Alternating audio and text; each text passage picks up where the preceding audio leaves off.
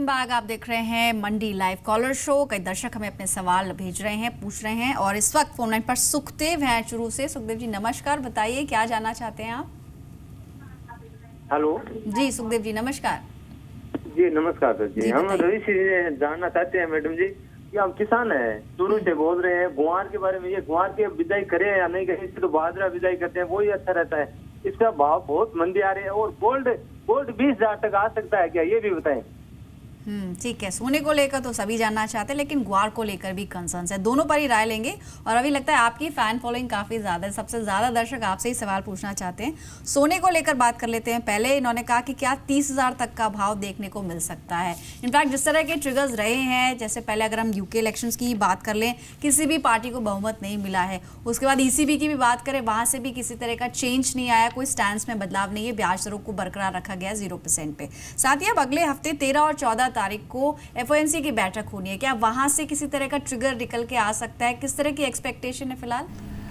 देखिए, पहले तो मैं किसान भाई हैं, इनका आंसर देना चाहूँगा। एक तो इन्होंने गोल्ड की 20,000 की बात की है कि क्या 20,000 तक रेट आ सकता है। देखिए, अभी जिस तरीके के आपने अभी फंडामेंटल बताए हैं, अगर इनको ऐड ऑन करें तो कहीं से भी ये नहीं लगता कि भारत में बहुत जल्द आपको 25,000 के भी रेट दिखने वाले हैं। थोड़ा सा मुश्किल है यहाँ पर, क्योंकि देखिए FOMC के ब्याज दरें बढ़ाने की बात ज़रूर है, लेकिन जो डेटा है, चाहे वो उनका नॉन फर्म पेरोल डेटा और जॉब डेटा, वो सपोर्टिव नहीं है। तो थोड़ा सा मुश्किल है कि अभी जो मीटिंग है उसमें वो डिसीजन लें। मुझे लगता है कि अभी इस बार कोई बहुत डिसीजन चेंज नहीं देखने को मिलेगा, तो उसका एक इम्पैक्ट जो है वो गोल्ड पे पॉजिटिव रहेगा, यानी गोल्ड थोड़ा सा तेजी की तरफ रहेगा। दूसरा, यूरो जोन की बात करें या फिर जो यूरोप के इलेक्शंस हैं, वो थोड़े से अनसर्टेनिटी यहाँ पर जरूर क्रिएट कर रहे हैं, लेकिन इससे सोने में जो इम्पैक्ट आना था वो आ चुका। तो मैं समझता हूँ कि बहुत ज़्यादा अब यहाँ पर वॉलेटिलिटी नहीं इंक्रीज होगी। अगर होगी भी तो वो 400 से 500 पॉइंट या डॉलर वाइज अगर आप देखें तो $1,250 से $1,280 के बीच में देखने को मिलेगी। तो अगर आपको ये अब मैं बताना चाहूँगा कि देखिए, फिलहाल 20,000 या आपसे मैं कहूँगा कि इनफैक्ट 23 या 24,000 के भी भाव सोने में आना भारत में अभी अगले आने वाले 2 साल तक नामुमकिन से लग रहे हैं, क्योंकि सेंटीमेंट फंडामेंटल बिल्कुल भी नहीं मैच करता। दूसरी तरफ अगर आप बात करें तो GST जिस तरीके से लागू हो रहा है उसका करीब 3.24% यानी 3.25% से ऊपर भाव बढ़ेंगे, उससे घटेंगे नहीं। तो ये एक वजह है जिससे कि रेट नहीं गिरेंगे। तो एक और क्वेश्चन आपका था कि ग्वार की बिजाई करें या ना करें। देखिए, भाव अगर ग्वार के पूरे साल के आप जानना चाहते हैं तो ये मैं क्लियर कर दूं कि ग्वार का भाव लोअर साइड पे 2,800 रुपए और अपर साइड पे 3,800 से 4,000, इससे ऊपर आपको नहीं मिलेगा। तो आप के लिए ज़्यादा अच्छा सजेशन होगा कि आप अपनी कॉस्ट कैलकुलेट कर लें और ये मान के चलें कि एवरेज भाव अगर 32-3300 पे भी मैं सेल करता हूं अपना स्टॉक, तो जो मैं इन्वेस्टमेंट करूंगा, बिजाई करूंगा, आप जो मेहनत करेंगे तो वो निकल पाता या नहीं, तभी आप इन्वेस्टमेंट करें। नहीं तो मुझे लगता है कि दूसरी क्रॉप की तरफ जाएं तो ज़्यादा अच्छा होगा। लेकिन अगर आप ये कैलकुलेट करते हैं कि आपको मार्जिन वहाँ पर 10, 15, 20 जो आपको सुटेबल है वो बच सकता है, तो ज़रूर करना चाहिए। और फिलहाल ग्वार सीट में बिकवाली की सलाह है SMC कॉमट्रेड की। इनफैक्ट प्रियंका, आपसे भी मैं एक आउटलुक चाहूंगी। गोल्ड को लेकर कई सवाल आ रहे हैं, फिलहाल आपका आउटलुक कितना पॉजिटिव है सोने को लेकर?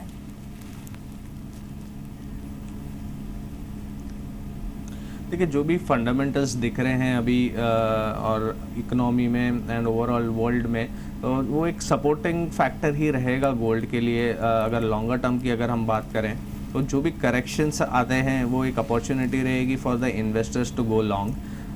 जिस तरह से हम देख रहे हैं कि 25,000 ये एक बार बार मार्केट ने 3 बार मेरे हिसाब से वहाँ से एक बॉटम बना के अपवर्ड मूव बताया है। तो इन डोमेस्टिक फ्रंट पे 25,000 के नीचे जाना इमीडिएटली मुझे नहीं लगता कि होगा। And overall we should head higher towards 30,000 31,000 ranges. In fact जिस तरह की एक्सपेक्टेशन थी यूके के इलेक्शन से, वैसा तो आउटकम आया नहीं। और इनफैक्ट आज दोपहर में कुछ स्टेटमेंट्स आए थे। थेरेसा मे को इस तरह की उम्मीद लगाई जा रही थी कि अब उन्हें शायद इस्तीफा देना होगा, लेकिन उन्होंने इससे साफ इनकार कर दिया है। तो ये जो स्थिति बन रही है अभी, उससे आप कोई असर देख रहे हैं सोने और चांदी की कीमतों पर?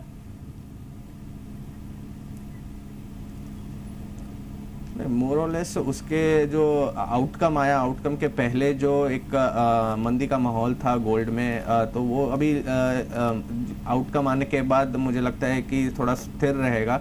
एंड यहाँ से एक अपवर्ड मोमेंटम बिल्ड होना चाहिए गोल्ड और सिल्वर दोनों में।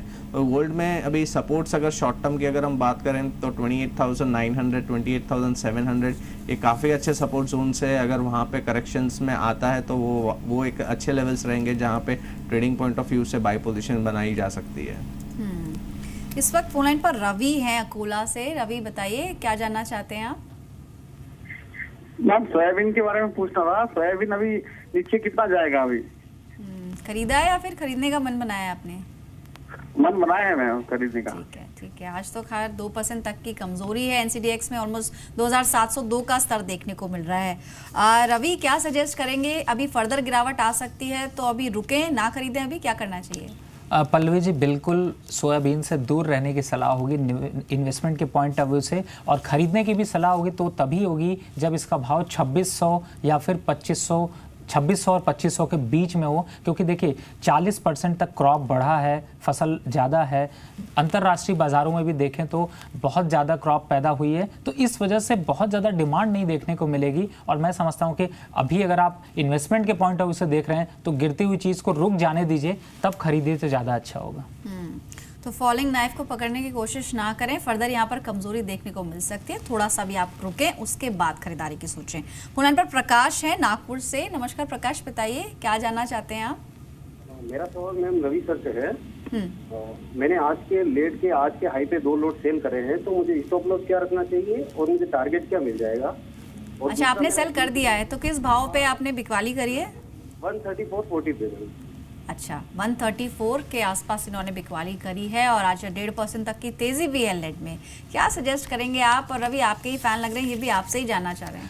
बहुत ईमानदारी से इन्होंने बात कही है। मैं इनको एक सजेशन यहाँ पर देना चाहूँगा। एक तो पहला एक काम करिए कि आप 136.70 का स्टॉप लॉस यहाँ पर बनता है, क्योंकि मैं यहाँ से आपको करीब 80 से 90 पैसे ऊपर का स्टॉप लॉस दे रहा हूँ, लेकिन बहुत ज़्यादा मेटल में तेजी नहीं होगी। वापस से 34 का भाव ऐसा है कि आपको आज नहीं लेकिन आपको ट्यूसडे वेडनेसडे तक वापस मिल जाएगा, तो आप उससे निकल सकते हैं। और अगर सपोज करिए आप अपनी पोजीशन हेज करना चाहते हैं या बचना चाहते हैं, तो इसके साथ में आप करंट भाव से ही एल्युमिनियम प्लस कर लीजिए।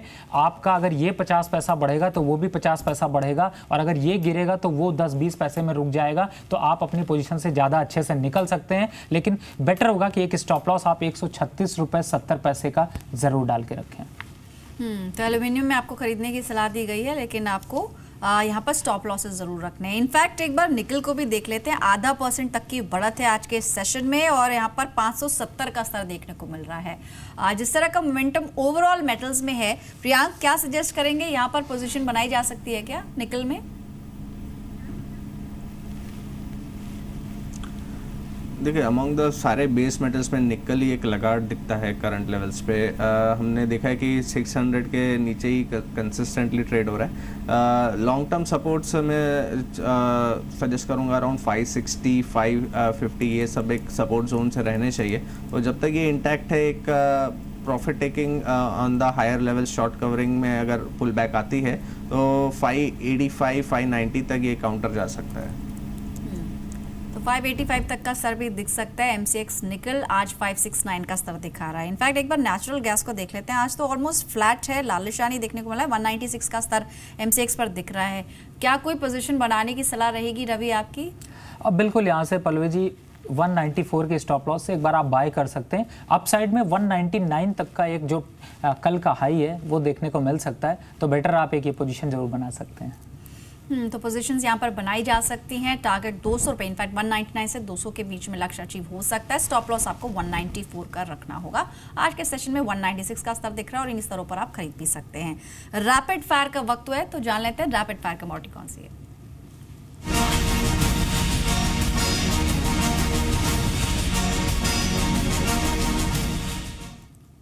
इनफैक्ट रवि आपसे शुरू करूंगी मैं। 2 कमोडिटीज जो आपने पिक करी हैं, कई कमोडिटीज पर हमने बात की, लेकिन रैपिड फायर के तौर पर 2 आपकी पसंदीदा कमोडिटीज कौन सी होंगी?